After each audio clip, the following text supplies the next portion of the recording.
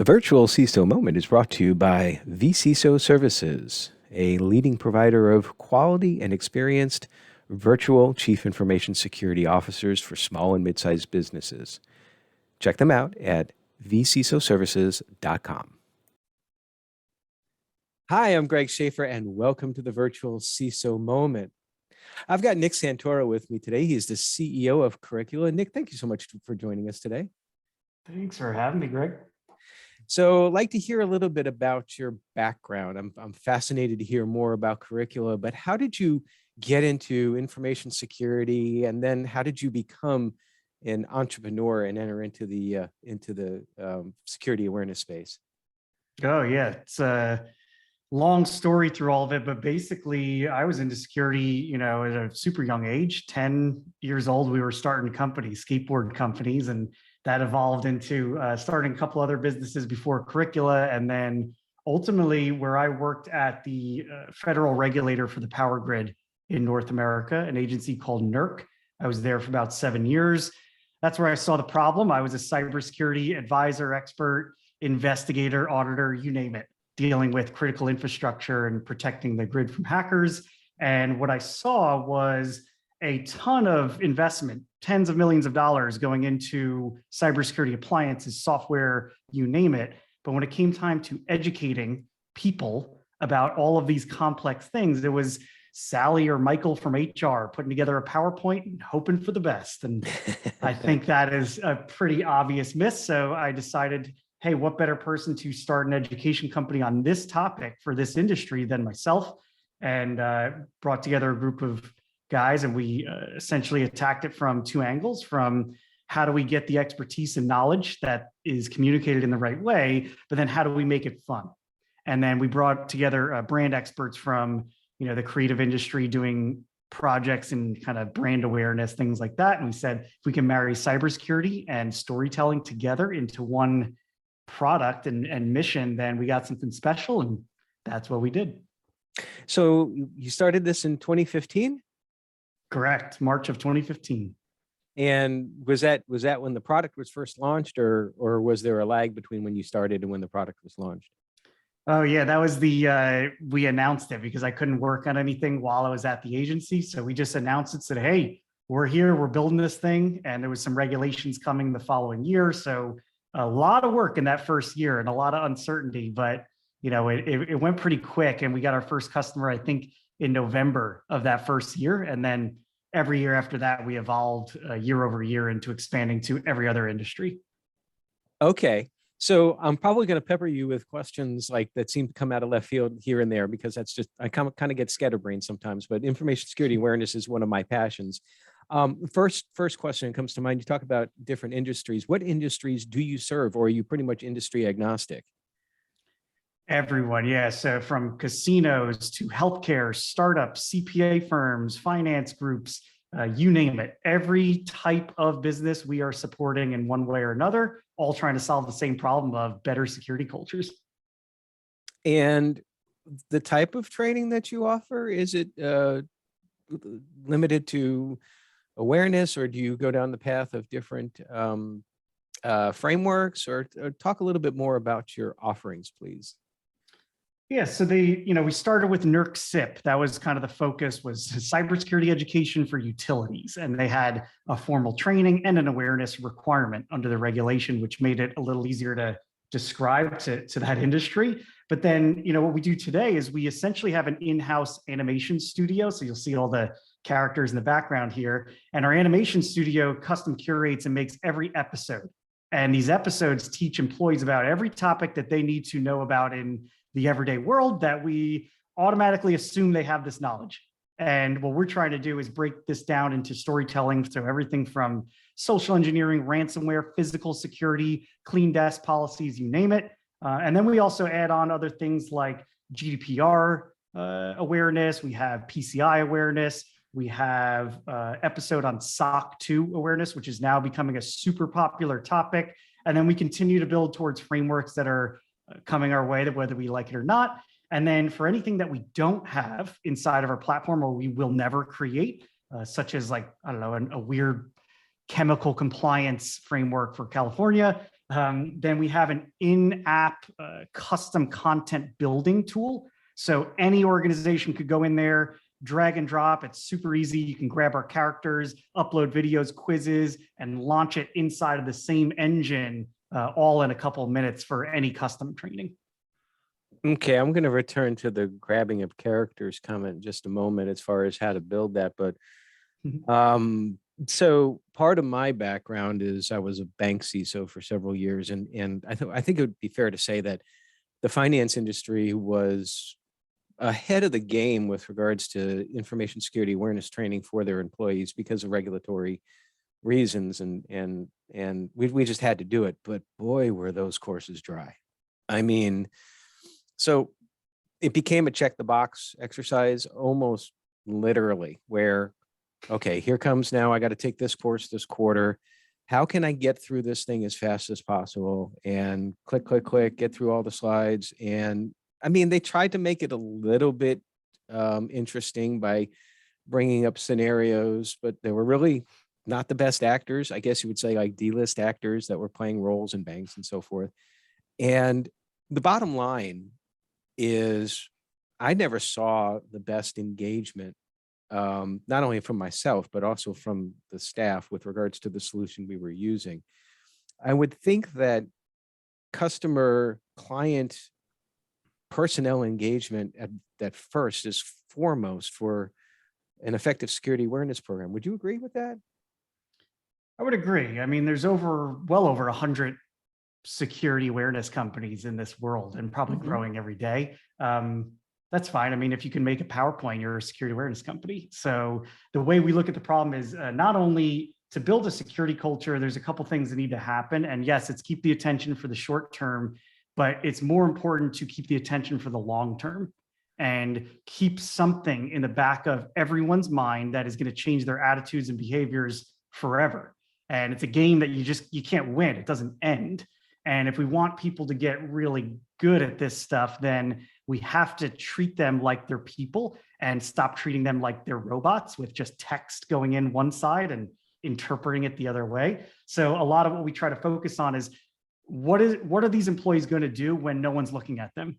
So when there's not a compliance audit, they're not compliance training, they're not going through a check the box exercise, and they confront real life experiences and have to make real life decisions on their own. If they can't do that with confidence, then your security awareness program is essentially designed to be a compliance approach versus an actual attitude change. So we talked a little bit before we started the recording of on the video side, at least in your background, you've got a couple of characters here, and you've talked a little bit about storytelling and dropping characters in and all of that. And to me, that sounds like that's one of the ways that you might say that you're different from some of the other approaches. Could you expand on how you leverage storytelling to get and hold that short and long-term interest? It's really important. Yeah, you're right. It's the number one reason people leave all their other vendors and come to us, is because we don't buy or license content from someone else. We build everything in-house. So the way we use our storytelling approach is kind of like the Curricula-verse. So there's a town called Curriculaville. It's where all the characters live. And you'll watch these episodes and you'll get to know certain types of characters are repeating, certain villains are there, certain heroes are involved. And the goal is almost like your favorite TV show on Netflix or Hulu or Disney Plus. You're kind of watching adventures and you anticipate and look forward to these other episodes. That's what happens with employees. They'll see these characters like, I can't wait to see what happens next. I can't wait to see what adventure they go on. So not only are we building from there, but we also custom curate and create our own music to go along with all of the episodes. But one thing that's really special about us is we have this character on my shirt, Dee Dee. So she's a little 5-year-old villain hacker. You'll see her in the episode. She's pretty sour, right? She hacks her friend's parents. She goes after people all the time. And so she's kind of this little girl, but on the other end, she is super smart. So she has this little under her bed. She goes under this layer and she has this whole hacking studio where she'll go send phishing emails out from there and use that as a little playground. And what's unique about us is you'll see this right in the episodes, but in real life, Dee Dee actually runs our phishing simulator. So when you get caught by a phishing simulation test and click on it, you actually get caught by Dee Dee. And now you're in the storyline in the real world. And you could even go as far as reporting, Dee. So if you see some suspicious email, you could set it up with Curricula, forward that email to this mailbox, and then she'll write back to you like, hey, you got me. Nice job. Stay on your toes for next time. And this experience, although it sounds kind of crazy on the front end, it is the difference on why we're so effective changing behaviors in the long haul, because attitudes change every time they see an email from that moment on. And that's what makes it special. That's actually really cool.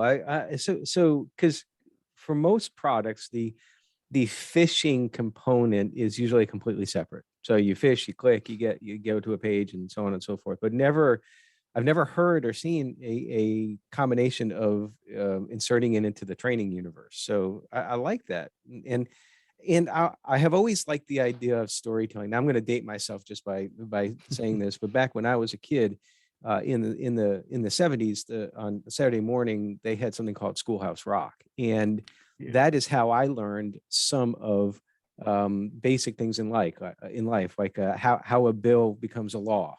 I can still almost sing I'm only a bill on Capitol Hill.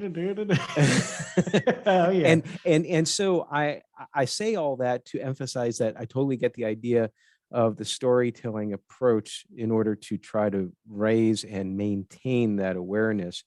What sort of metrics do you use to track the effectiveness of your programs? Yeah, and it's important. The storytelling component, you're right, that I'm just a bill, on Capitol Hill. It's all these different things that are mental markers that are being created. But when from the scientific approach, when you listen to stories, there's a part of your brain called the insula. And the insula activates when being told a story as if you're experiencing it in real life. So there's a way to communicate through storytelling that is actually allows you to kind of recall information better than just a piece of text on a slide. So the way we look at kind of data, right, in the big ecosystem here is that we're relying too much on just spitting numbers out of a machine. And the way I try to look at this problem is go to your HR teams and say, how do you measure culture? What's the number that spits out of the machine? And they don't have numbers that spit out of machines. So you can do a qualitative assessment and ask questions and then create numbers out of that for the quantitative results. But there's a couple components for security awareness. I look at training records is like the bare minimum, right? It's just, are people doing things? That's kind of a no-brainer. Then you have phishing test results. So you got click rates and things like that. You got report rates from people, but then you have this other stuff. The other stuff is what I love to focus on. This is kind of contextual behaviors, things happening in the organization that you can't just like put a number on it. So these are people talking about security. These are Slack channels set up to start having conversations about it. These are interactions amongst teams that never interacted before about security. All of these things are the things that we look forward to. And when we hear them from an organization saying this happened, or someone sends us a screenshot of like saying, hey, hacker, go F yourself or something like that, that gets me excited, because this is what change an attitude of an employee or a group of employees. This is the qualitative stuff that you'll never see on a dashboard somewhere, but that's what actually makes the difference. So probably not the best answer on like just getting a perfect number out of the equation, but that's why security awareness is so hard. And that's why it takes a good set of partners and tools and teams to do it right. No, I completely agree. And that's kind of a difficult question to ask and to answer, because I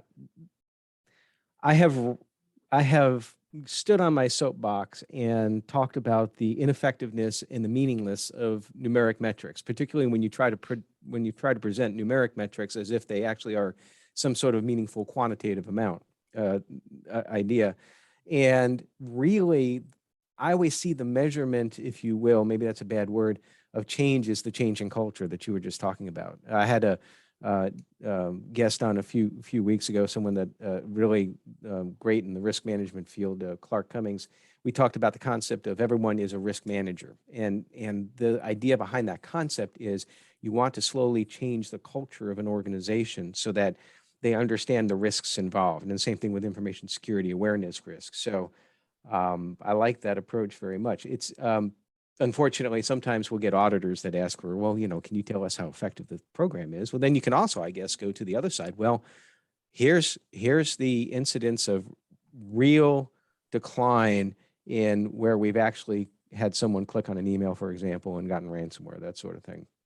Mhm. So in the information security awareness arena, and we might have already touched on this a little bit, but if you were to wrap it up for small and mid-sized businesses, what is their major challenge now? Is it simply just finding a program that is going to be effective enough to change the culture, or something else? For a small business, I would just say disorganization and lack of focus is probably the biggest, scariest thing for what I see. I predict personally in the next 5 years, it's going to be really hard to do business as a small business if you're not going to pay attention to this stuff. Why? Because the world's changing, right? With GDPR and CCPA, and now a federal version of a privacy law potentially coming. Speaking of bills, there's just too much to be on top of. And why is all this happening? It's because we abused and misused data at scale. So now the way that businesses will work in the future, if not already, is that if you're going to do business with anyone, they're going to ask you about your security and privacy practices. And I think why these regulations are starting to pop up like popcorn left and right is because people are not only abusing it, they're lying, right? They're lying on questionnaires, they're lying about their security practices. And I think everyone's just sick and tired of people lying. So it doesn't matter if you're a massive enterprise or a super small 3-person business, you can't ignore this anymore. So what I'm focused on for an SMB is that they're going to have to figure it out, right? If you can't do it yourself, go get a channel partner that can do it for you.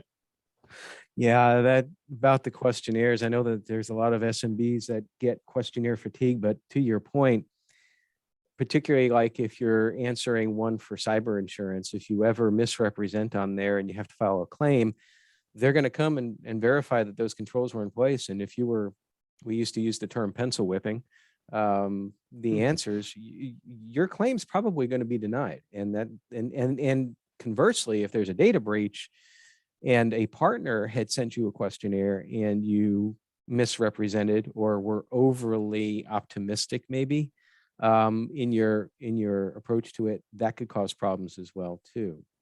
Yep.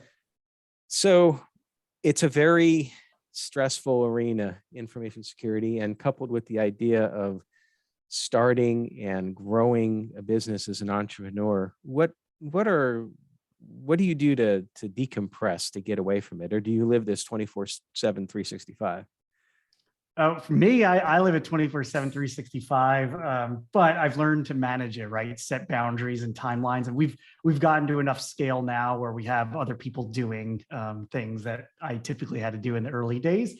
But things I like to do to disconnect, I've played soccer since I was a little kid. I play every week. That's a nice little session. I go to the gym. My wife and I play Super Mario together. And that's our way to kind of laugh and disconnect and kind of, enjoy some time. And then I don't know, I just always dabble in just different things. I just love creating new ideas and thinking of new ways that things could be improved. So the mind never stops, even though, that might stress people out. That's kind of my way to calm down. But yeah, you got to, because otherwise you get caught up in the machine and then, you stress yourself out, and that disconnect is an absolute necessity. Yeah, one of the things that I found in my career is that you, without a doubt, need to take care of yourself so that you can take care of everything else. And I'm a big proponent about doing something physical every day, even if it's just like walking around the block and getting some blood flow in. And I think it helps with creativity as well too. So Wisdom walks, I would call those. So in the early wisdom days, walks. I go on walks in Atlanta. That's where I'm headquartered here. Right in Midtown, there's a park called Piedmont Park. And then it's connected to a thing called the Belt Line, which is just a really long stretch that is, I think, like 4 miles or something. So I would go back and forth, listen to audio, think, and that's where probably all these crazy ideas have come from, is just those wisdom walks. Wisdom walks. I am going to hold on to that. I love that. Do I need to pay you for that? I don't think so. I just made it up as a joke one day and I kept saying it. And now everyone kind of says, Nick's on his wisdom walk. So it's just one of those things. So feel free to use it. So Curricula has grown. How large are you now? We're only 15 employees, but we serve over 7,000 organizations now across the world. And what's the average? What do you focus? I know we talked about industries before, but large, small, anything? Anything, but all focused on small, right? We have some really big players, and that's okay, right? We service them. They're just not our wheelhouse or our bread and butter. The real focus for us is the SMB. We work with channel partners as well, but mostly focused on small businesses that are trying to figure this out. So we designed our platform to be set up in about 15 minutes by a non-IT expert. That's the goal. After you set up the sync to your directory provider of choice, you should be able to turn on the training and launch everything in a couple clicks and not have to be a whiz or get a certification to figure out how to use this thing. And the big reason we've seen thousands of organizations flock to us in the past 6 or 7 months here is we launched our free version of Curricula in November of last year. And that allows every organization up to 1,000 employees at each organization run Curricula for free. So you get access to our most popular training episodes, our phishing simulator with a couple phishing templates. You get to build your own custom content, get detailed compliance reports, all for free, forever. Wow. And future plans for Curricula? Continue on your growth path? Yeah, and then the future plans is keep expanding. So once you get to that stage where you get beyond the SOC 2 compliance and you realize I got to do more and I got to do this every month, well, then that free plan, you kind of outgrow that pretty quickly. So our plans with Curricula is just make this the outstanding, most fun training that ever existed in this world. And in order to do that, it takes a team, right? So we are really, really focused on the product and the mission to capture the minds and attention of every employee in this world in one way or another. Wow. Very good stuff. The website is curricula.com, or what's the website? Did I have it right? Yes, curricula.com. Okay. I see. One of the things that I have to learn is to bring up the website prior to starting, because I did the same thing last week. I'm like clicking. I'm like, I should have gotten to it beforehand. So, all right. Well, Nick, really appreciate your time today. Curricula.com is the website. Storytelling, information security awareness sounds very interesting. I think I might know a virtual CISO firm that might want to talk to you a little bit about this sort of stuff. Awesome. So, Nick, thank you so much for joining us today. Thanks, Greg. Appreciate it. All right. Stay secure, everyone.